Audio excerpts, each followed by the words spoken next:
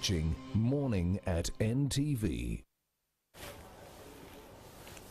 The morning continues here on Morning at NTV. Priscilla Regina Naloga is my name. Looking at our tech note this morning, looking into the efforts to improve hearing health in Uganda. World Health Organization estimates that globally more than 466 million people have hearing loss, and this is to some degree expected to increase by 630 million people, and this is in 7 years' time, 2030. 900 million people by 2050. Those are staggering figures if appropriate interventions are not put in place. Now, Makerere University Hospital has organized a hearing clinic scheduled to happen today in effort to address hearing health challenges. And with me in studio, I do have Dr. Christopher Ndoleriire, who's the senior lecturer and head of the department Ear, Nose, Throat and Neck Surgery that is under the College of Health Sciences in Makerere University. We also do have Mr. Alex Muhweezi, who's the president of Rotary Club Kololo. I will allow them give more introductions of themselves. Good morning to you, Doctor. I'll start with you. Morning. How are you? Very well. Nice to be here. All right. I don't have any. You have introduced us. Doctors never do. They really just pen it down. And Mr. Muhweezi, you're most welcome to the program. Thank you. Good morning, viewers. I'm Alex Muhweezi, the president of the Rotary Club of Kololo. We've been partnering with the Makerere University and Hear His Voices Uganda to promote access to hearing services. Okay. Thank you. All right. Let me start with you, Doctor. In terms of the data and statistics presently in Uganda, where do we stand as far as hearing health is concerned? I would like to rephrase the question a little, because when you start with the data, then you may not get the entire picture of where we stand. So hearing health is large and a huge concept. Like you said, the numbers and the losses that will happen if you don't intervene. Where do we stand? Before you look at the statistics, I think we would look at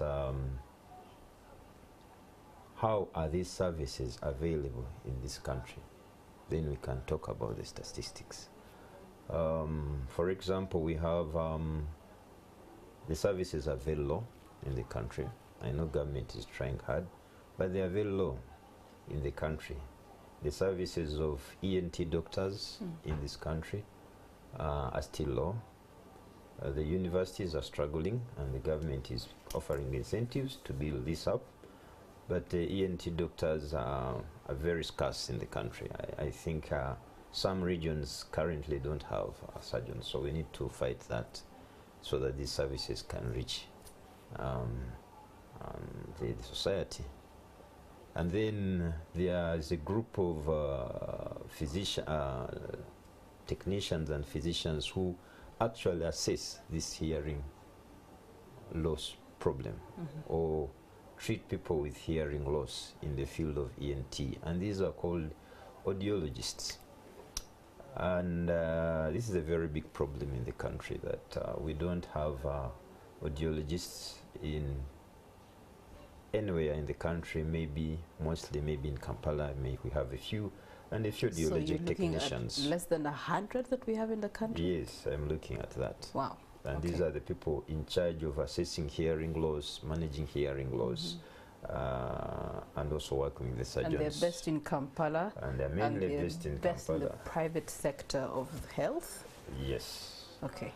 So this is a big problem. We have technicians, cardiology technicians, who could handle simple things, assessing hearing loss, and refer to the big hospitals where they may find surgeons who may take on.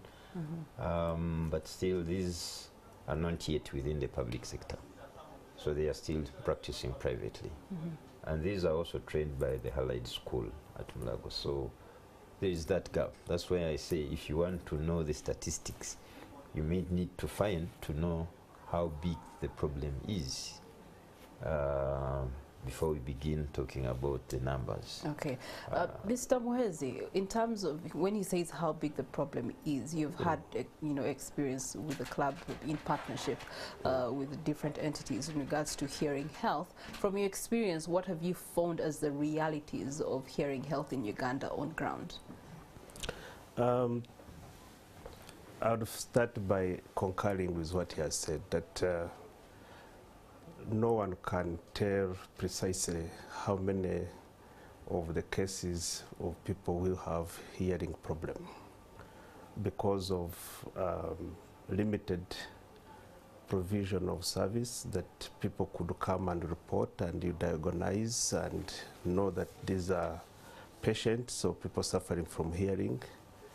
So we are talking about low numbers of professions, but also the facilities for doing the testing. So that's how the Rotary clubs come in, of trying to establish the capacity for equipping and setting up a clinic, that's the word we use, where it is equipped with equipments, with facilities to diagnose, and also to give direction to the professionals on what to do. We've come to build capacity.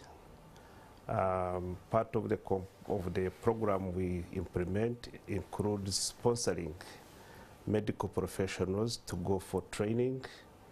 In a partnership with the Rotary Club of Winchester in Canada, we've had several annual returns of people going for specialized training.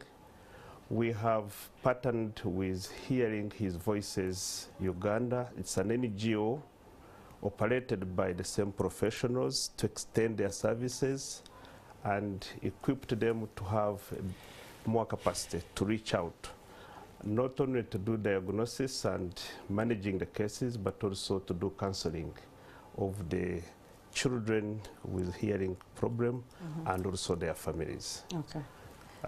So we hope that our humble contribution will speak to the challenge he has identified of capacity, both in terms of the professionals, their numbers, but also the facilities to use to diagnose and be able to determine how to manage the cases. Okay.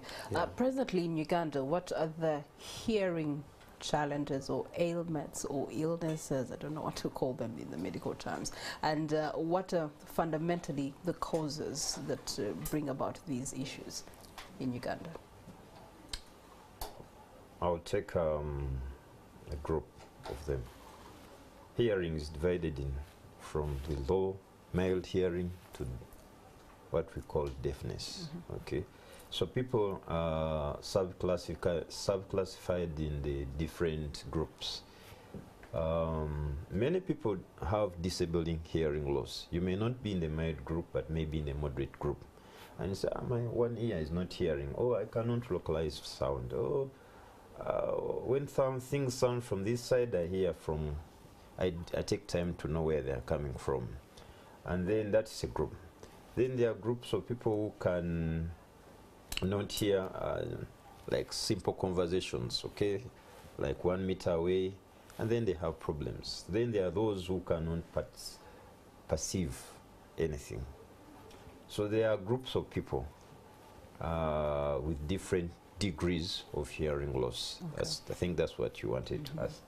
Then what causes this? There are different things that cause, but I want to mention, emphasize a few things. One is noise currently.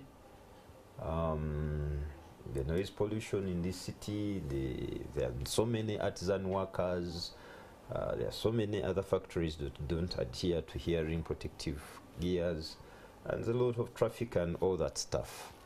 So all that group of young men working and grinding and reeling, you see them all over, and there's a lot of noise going on. And these areas of theirs are not protected. That is artisan work, which supports many families. Then, of course, there are factories also. I will not shy away. that don't attend to these hearing problems. They send workers to high noise levels and they don't give them protective gear. And then the pollution that is going, the noise pollution, and then the use of phones, earphones and stuff. So that is currently a trend that is leading people into hearing loss. Yeah. It's a big trend and it's a big problem, noise-induced hearing loss. Of course, there are diseases in children, like meningitis and tuberculosis. They are being managed, but they still cause some of these hearing loss. And then you have abuse of drugs.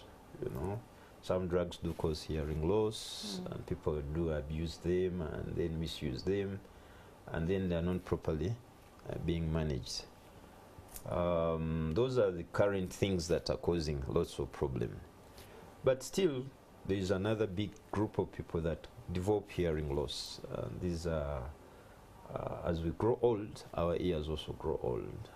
And then you find that the other group of people that are having hearing problems are the senior citizens and the middle senior citizens, 50 and above, 60 and above. And these are very people who are very active in managing this country, and they still have these issues. Okay, so that is a group of causes. And then finally, after talking those, then we have pregnancy-related causes. Okay, that's why the ministry tries to tell you to attend antenatal cares and stuff, because you can have a problem during pregnancy when still young. You can have problems immediately after birth, or when you're giving birth.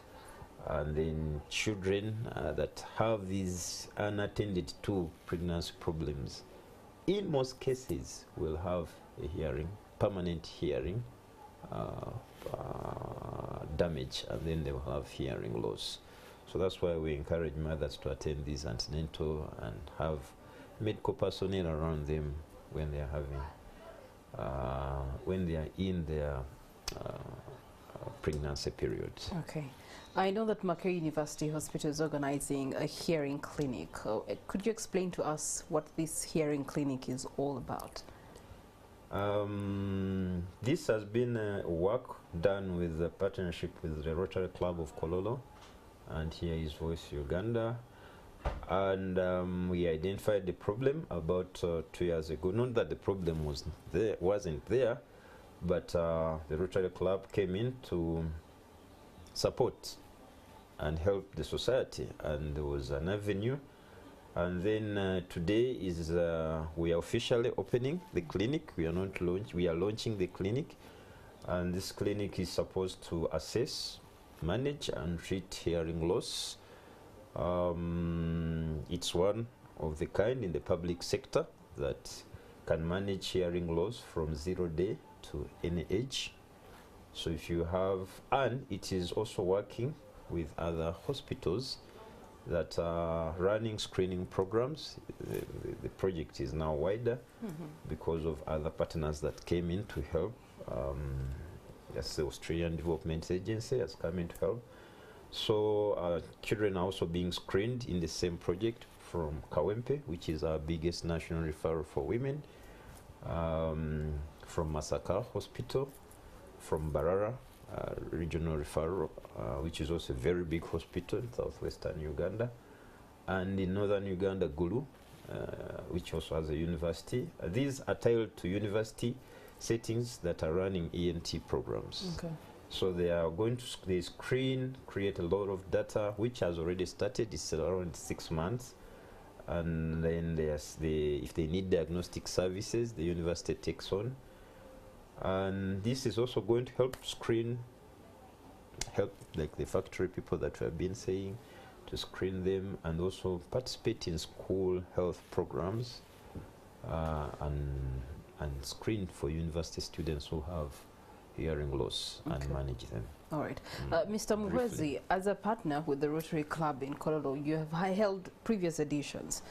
With those previous editions, what has been their contribution towards improving on hearing health in Uganda? Our support has been to mobilize financial resources. and provide those resources to the professionals to do their work. We don't, as Rotary, go into the actual handling of the people, although we have ENT specialists as members of Rotary. Our emphasis has been on three kind of strategies. One, let's have the facility that can be used by the professionals to deliver the service, but also to be used to train the students in the medical school. State-of-art equipments have been installed, and we look forward to that. So have the facility that serves to the patients or those with a problem, but also as training facility for the students. The second part of our contribution has been to contribute to managing the stigma and other social issues related to having a child or family member with a hearing problem, and how to help the family members and caretakers to manage at comfort and give hope that actually the person they are looking after has hope. There is a better life. And this rhymes with our theme for this year, which is creating hope in the world. So we're emphasizing managing those with cases, but also helping the community, the family members, the caretakers to appreciate and be supportive of that. Okay, all right. Yeah. Let's look into government. I know that government, Doctor, in one way or another has adopted a number of strategies in ensuring that there's improvement in hearing health as far as service delivery is concerned. The bigger question is what more can be done by government and stakeholders? Government is trying lots of things because it has lots on table. Yeah. More, like I've said, we need to ensure that some of these other professionals, like I said, audiologists, today I'll talk about audiology because it's the main function. Audiology is the science of hearing and all its related things. So they have tried to create positions for ENTs and all other things. I will still ask humbly that they do include audiologists in the public sector, so that we have these people to help the society, and also in all the things that they need to do also is to try to equip. I know they are trying many things, but further equip the regional referrals at least.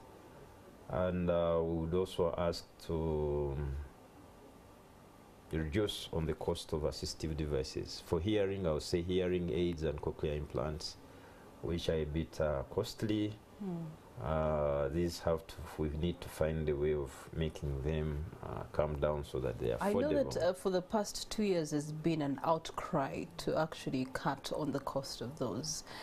Has there been any realization to that regard? There are many things that government does, and I'm very happy. The cost comes over many things. Originally, and I thank media, and I thank government, and I thank all advocacy people who have come in. The cost of rehabilitating one person with hearing loss actually comes from the rehab. So originally we didn't have speech therapists in the government section, in the government sector. But the new sheet that they have brought out, these are now included. They were never included. But this has come in from the pressure, I think, and government realization that these professions are still missing and the costs are high. So there is work that is being done, and we are still asking for a few things to make sure that the costs of these things come down. Also, I do know that this particular hearing clinic is in memory of a Dr. Stewart. What was his contribution to Uganda's hearing health? Dr. Stewart actually is one of the pioneering doctors. He was a Rotarian who came in from Canada and worked with the ENT department before I joined the department. So when I joined the department, I started hearing about Dr. Stewart. That's about 16 years ago, I think, and he was no longer traveling. But in that time, the Canadian group of Rotarians who were ENT doctors and audiologists and speech therapists would come in and help in the training of the postgraduate doctors who are in learning to become ENT surgeons periodically. And this was an arrangement done by Dr. Stewart originally, who I didn't meet before, but I met the other groups that came in when I was there. All right. So Rotary Kololo, the Rotary Club of Kololo, working with the Rotary Club of Westminster, where they are coming from, decided to honor him because this partnership has not stopped. Oh, okay. They are still coming. All right. Let me turn to Mr. Muhweezi in that regard as you give us closing remarks and call to action. I will start by saying that the honor being given to the doctor is a true reflection of what Rotary is about. Giving service to people who deserve, whom you can reach out and serve. So his efforts are being rewarded because he did it a little beyond being a professional. He had a personal touch into that.